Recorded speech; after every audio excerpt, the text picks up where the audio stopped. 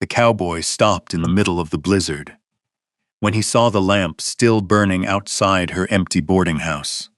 Snow slammed against the windows hard enough to rattle the glass as Clay kicked the door open and found the kitchen dark for the first time in weeks. A coffee cup lay shattered near the stove. Upstairs, a weak cough broke through the wind, and the cowboy, who never stayed anywhere, dropped to his knees beside her bed without taking off his frozen gloves. What he heard next made him look toward the dark porch lamp differently. "Where are you watching from tonight?" Snow had been falling over Red Hollow since noon. By nightfall, the whole town looked buried beneath ash-white silence. Wagon tracks disappeared under fresh powder almost as soon as they were made. Wind moved through the narrow street between the buildings, carrying loose snow against porch posts and shuttered windows. At the far eastern edge of town, the last light still burning belonged to Walker Boarding Kitchen. Inside, Ruth Walker stood behind the counter, drying the final coffee cup of the night. The stove gave off a low, steady heat. Beans simmered in the iron pot near the back wall. The smell of beef broth and baked bread lingered in the room long after supper hour had passed. Most of the chairs were already turned upside down on the tables. Caleb was half asleep near the stove, wrapped in an old wool blanket with a receipt book open across his lap. His pencil had slipped from his fingers some time earlier. Ruth folded a dish towel over her arm and glanced toward the clock nailed beside the pantry door.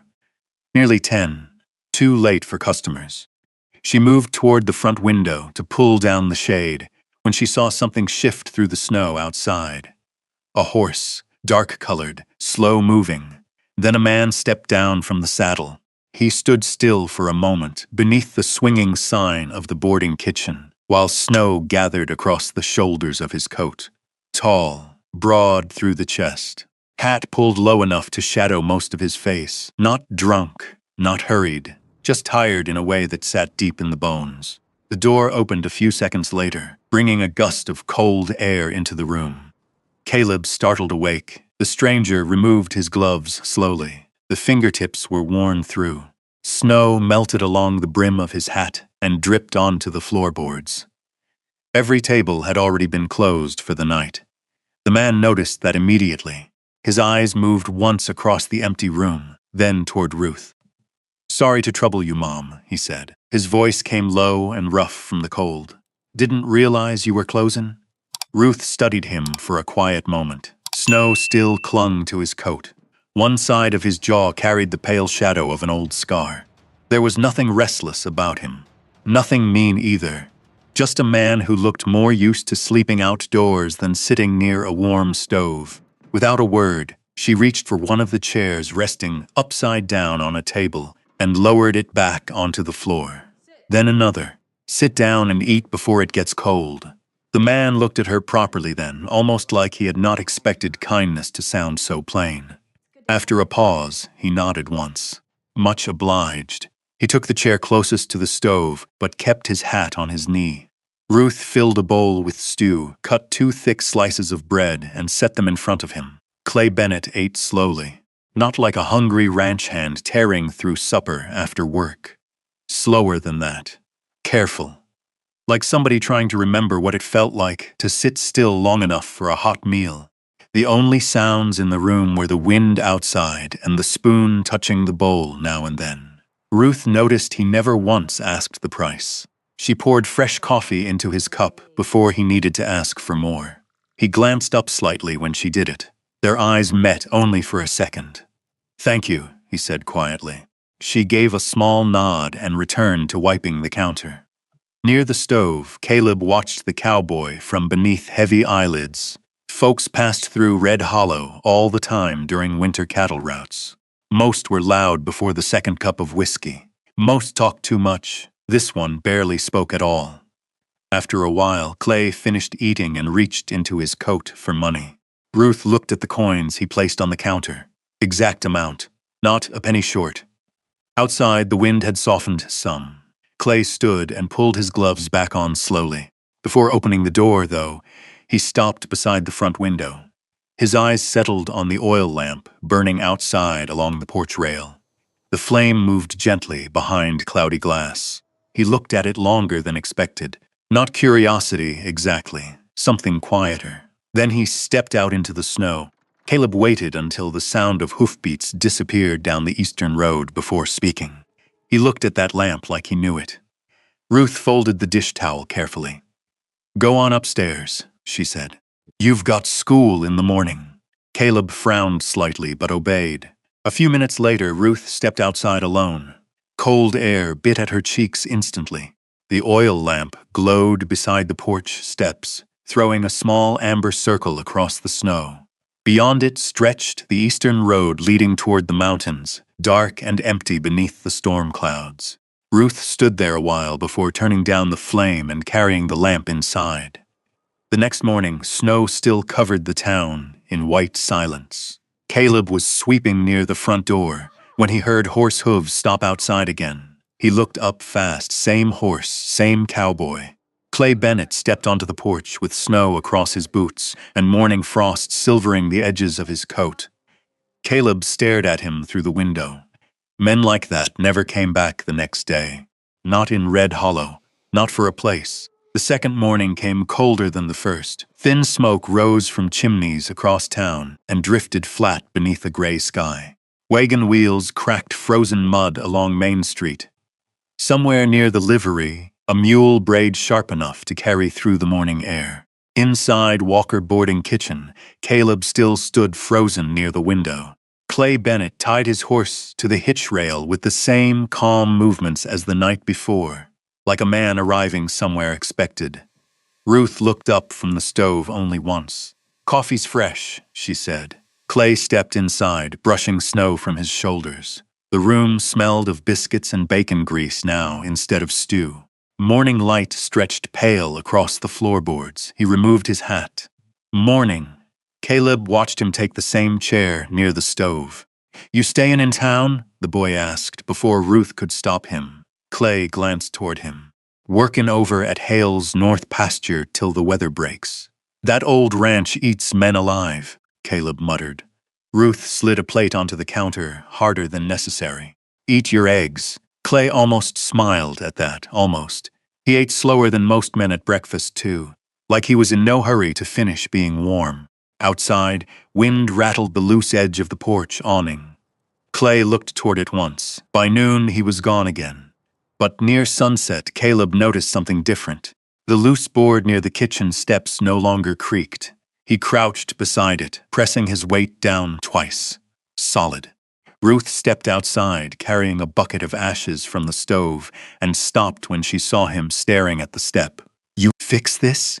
Caleb asked when Clay returned later that evening. Clay hung his coat near the door. "Wasn't much to fix. You didn't have to." "No," Clay said. "Guess I didn't." That night snow came softer, fine powder drifting beneath the lamp outside the porch. Clay stayed after supper longer than before, not talking. Just sitting near the stove with a leather strap across his knee, working oil into the cracks with slow, careful hands. Ruth wiped tables. Caleb stacked plates. The room settled into the kind of quiet that belonged to people no longer trying to impress one another. At one point, Ruth passed beside Clay carrying fresh coffee. His cup was already half full. She poured more anyway. Clay looked up at her. "You always feed strangers this well." Ruth kept her eyes on the coffee pot.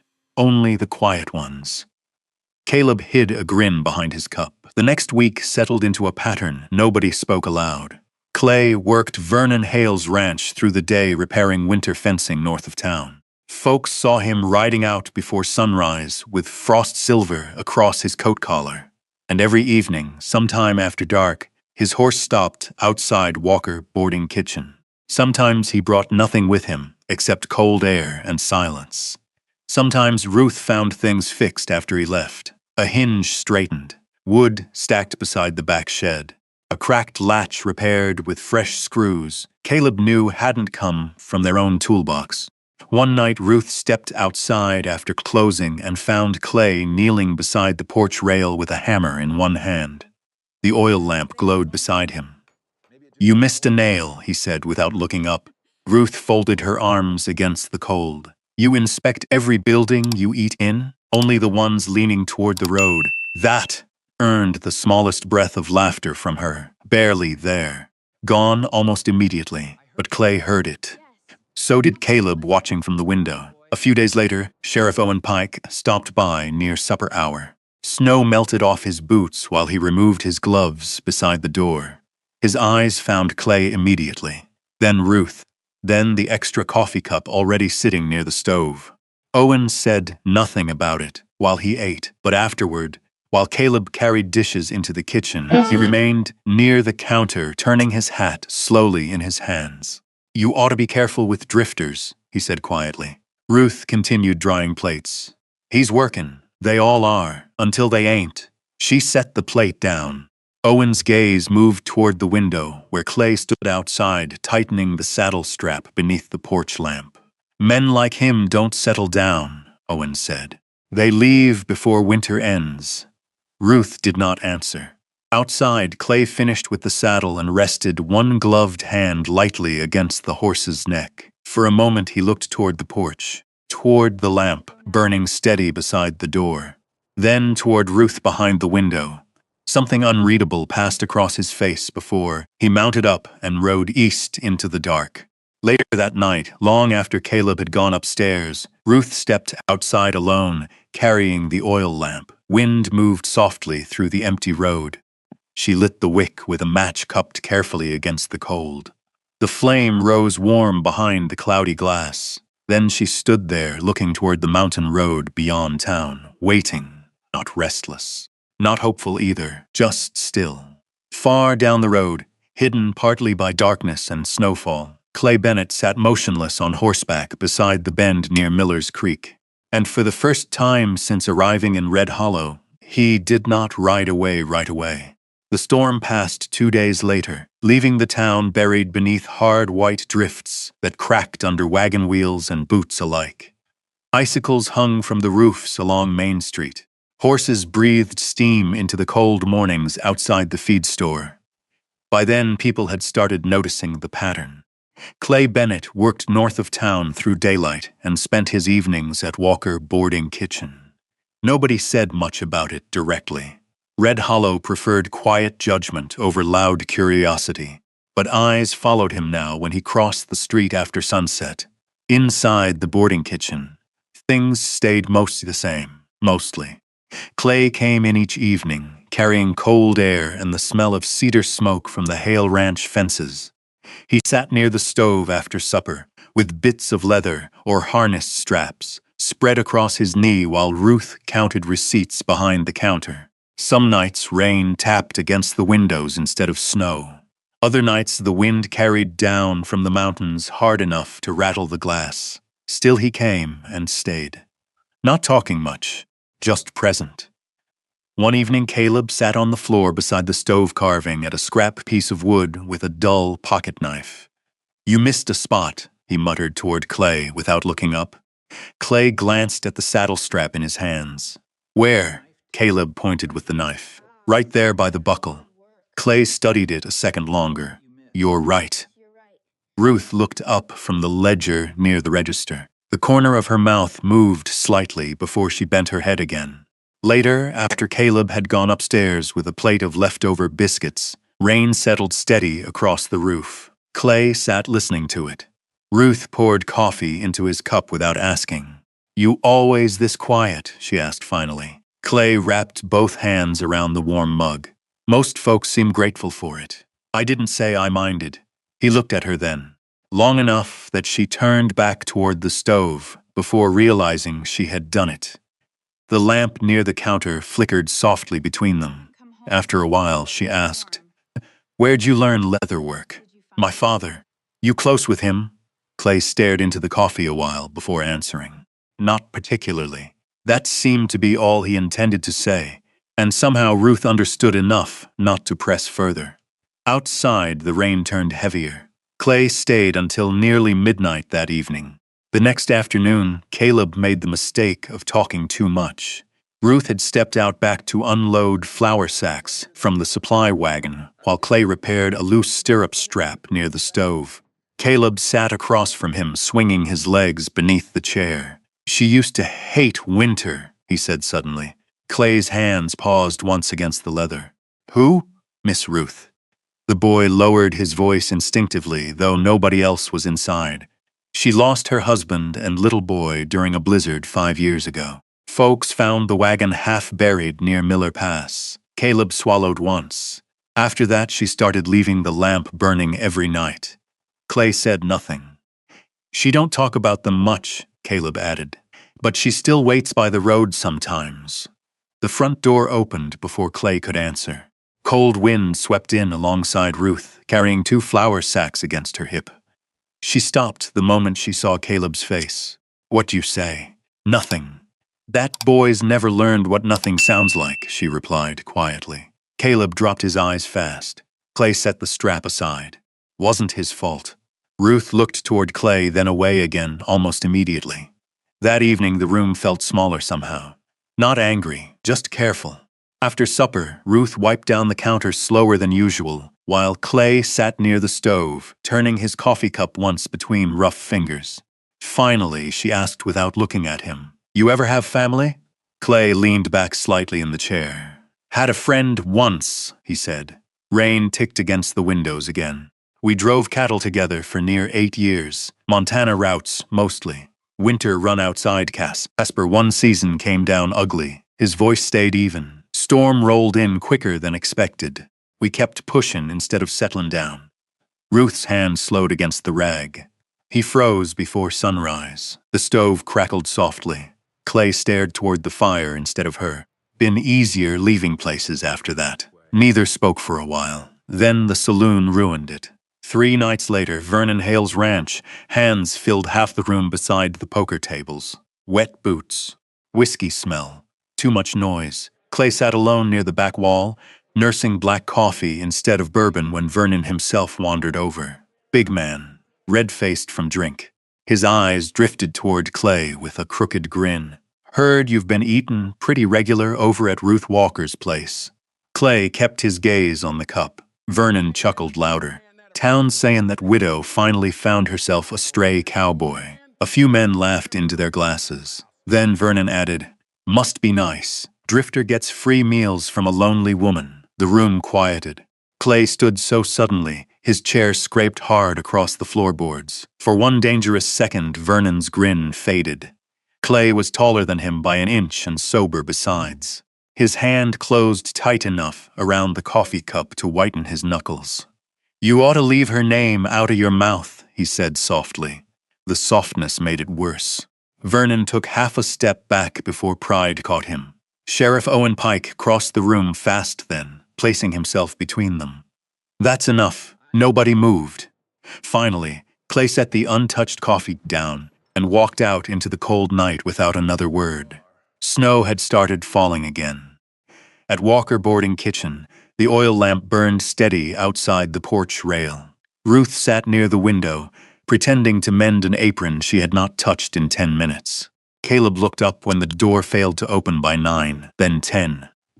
Outside, snow drifted quietly across the empty eastern road. The lamp kept burning, but Clay Bennett never came. The next morning, Ruth rose before dawn, like always. She tied her apron behind her back, lit the stove, and ground coffee beans while the town still slept beneath gray winter clouds. Snowmelt dripped steady from the roof outside the kitchen window. Nothing in her movements changed. Not enough for most people to notice. But Caleb noticed the extra cup she placed near the stove before realizing what she had done. He noticed, too, that she kept looking toward the eastern road each time wind rattled the front windows. By evening, the coffee had gone cold untouched. Clay still did not come. On the second day, the weather turned worse again. Heavy clouds settled low across the mountains west of town. Vernon Hale's ranch hands crowded the saloon earlier than usual, trying to outrun the storm rolling down through Miller Pass. Walker Boarding Kitchen stayed quieter. Ruth moved through supper hour with the same steady hands she always had, filling bowls, wiping tables, counting coins beside the register. But Caleb caught her staring at the front door more than once whenever hoofbeats passed outside. That night she left the lamp burning longer than usual, long after midnight. On the third day, the storm finally arrived. Wind hit Red Hollow hard enough to shake loose snow from rooftops. The streets emptied before sundown. Folks hurried home, carrying sacks of flour and kerosene before the roads disappeared completely. By evening, the boarding kitchen sat nearly empty. Only one cattle driver lingered near the stove, finishing stew, while Ruth packed bread into cloth for the next morning.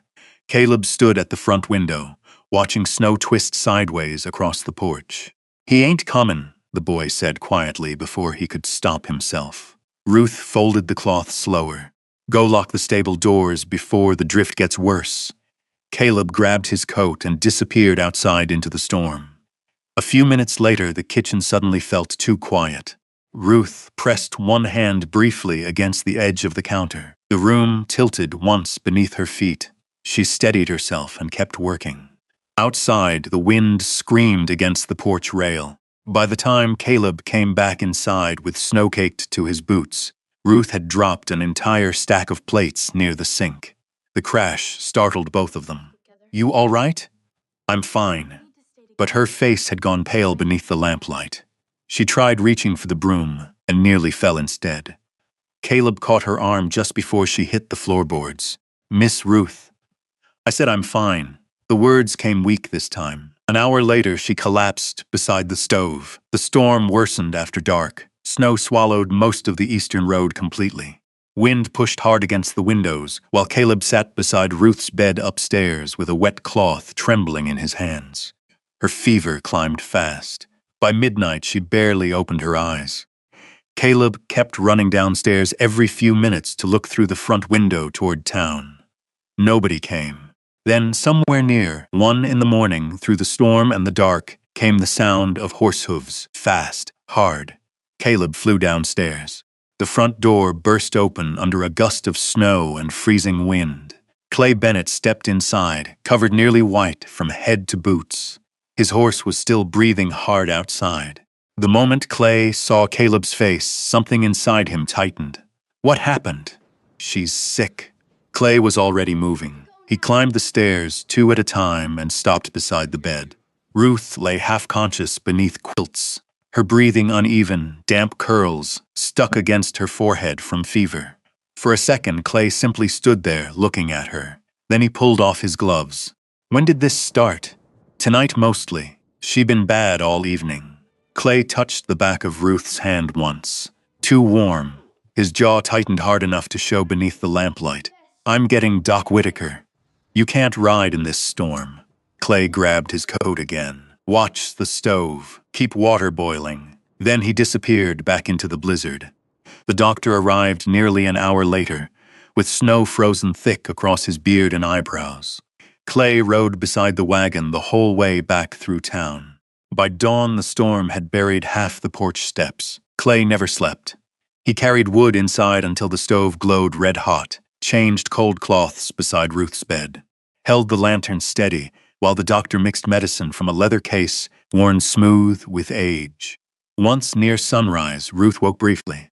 The room looked blurry through fever and exhaustion, but she saw him there. Clay sat beside the bed with his elbows resting on his knees, one rough hand wrapped around a cup of untouched coffee, gone cold hours earlier. Still there, not gone. Her eyes closed again before she could speak.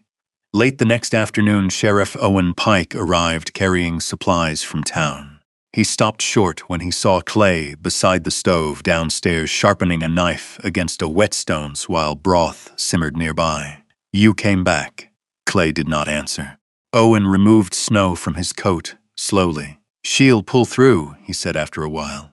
"Doc told me fever broke some this morning." Clay nodded once. The sheriff looked toward the stairs, then finally said the thing Ruth had never known. He disappeared 3 days because Hale posted winter bounty work up near Copper Ridge. Owen's eyes stayed on Clay. 3 men quit before the second night. Clay kept sharpening the blade quietly. "The pay cleared every debt on this place," Owen said. "Feed bills, too." The whetstone stopped moving for 1 second, then continued again. Upstairs, the wind eased outside the frosted windows, and for the first time in 3 nights, the lamp outside the boarding kitchen stayed dark. The storm finally passed sometime near dawn. By morning, the whole of Red Hollow looked washed pale beneath fresh snow and weak winter sunlight.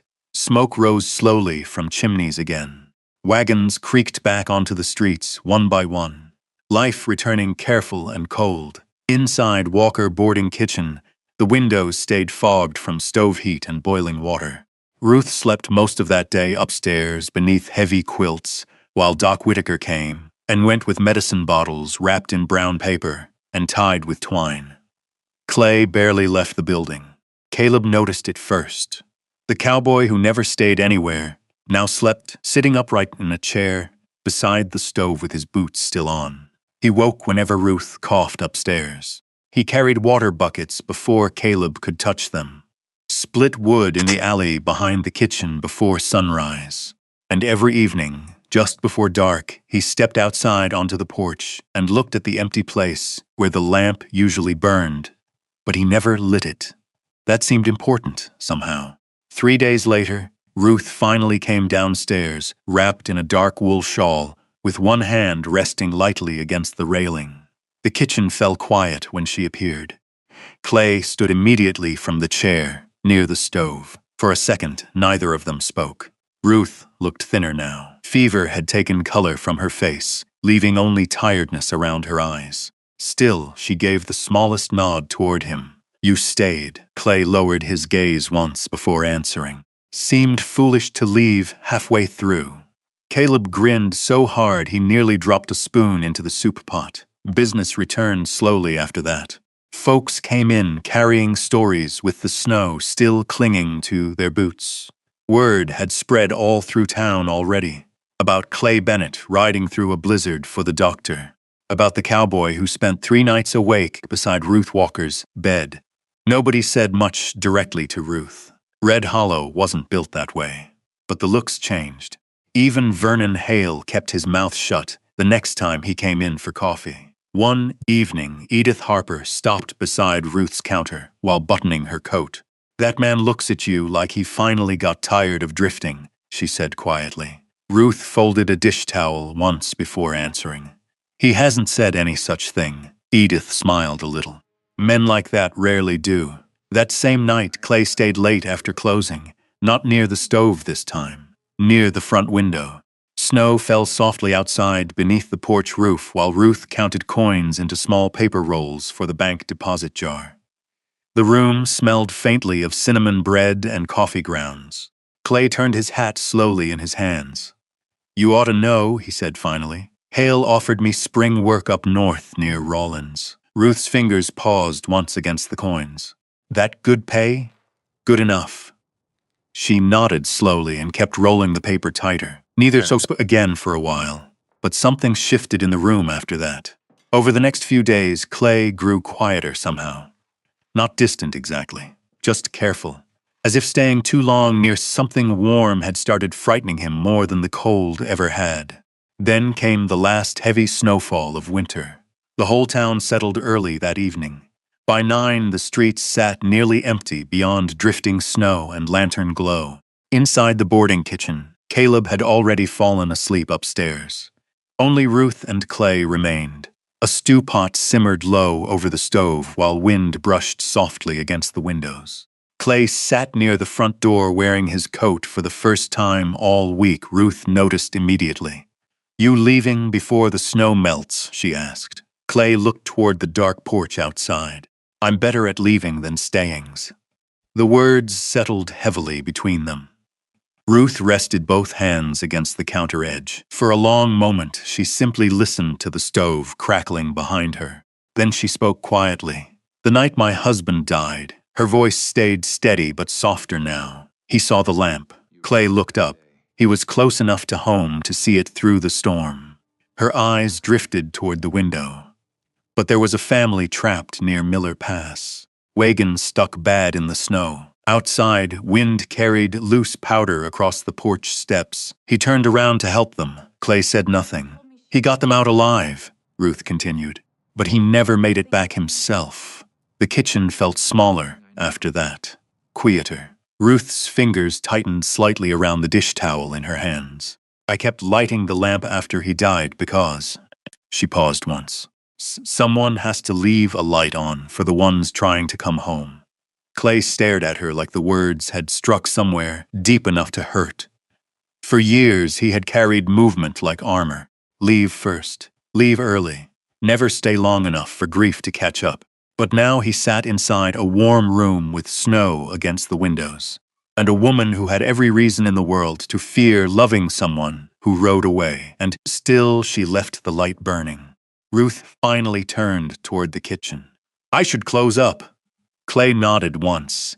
He stood slowly, pulling on his gloves while she disappeared through the doorway near the stove. For a moment the room stayed empty, except for the sound of wind outside. Then Clay looked toward the dark porch, toward the cold rail where the lamp belonged. He crossed the room quietly.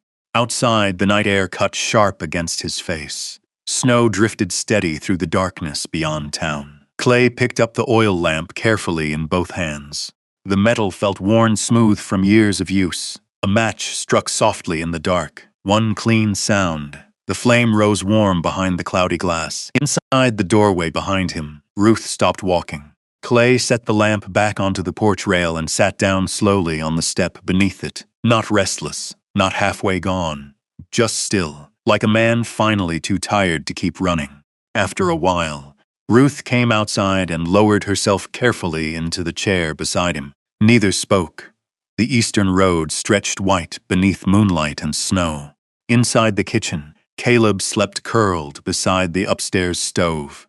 Outside, the lamp burned steady against the cold, and for the first time in many years, Ruth Walker no longer watched the road waiting for someone to return, because the man who needed the light most had already found his way home. And maybe that's what stays with you after a story like this. Not the storm, not the long winters, not even the loneliness that settled over Red Hollow like snow on an empty road. It's the quiet way two tired people slowly became less alone. If you've ever sat in a silent house after everyone else went to sleep, if you've ever waited for footsteps that never came, then you probably understand Ruth better than she would ever say out loud. And maybe you understand Clay too. Some people keep moving because standing still hurts more. But every now and then, life puts a light in the window for us anyway. Not to erase the grief, not to replace the people we lost. Just to remind us there's still warmth left in this world if we're brave enough to walk toward it. That's the thing about second chances. They rarely arrive loud. Most times they come quietly, carrying snow on their shoulders and looking for a warm cup of coffee at the end of a hard road. If this story stayed with you tonight, tell me where you're listening from, or who this story reminded you of. And if you'd like, stay a little longer with this channel. There are still more forgotten towns, lonely roads, and healing stories waiting just beyond the next porch light.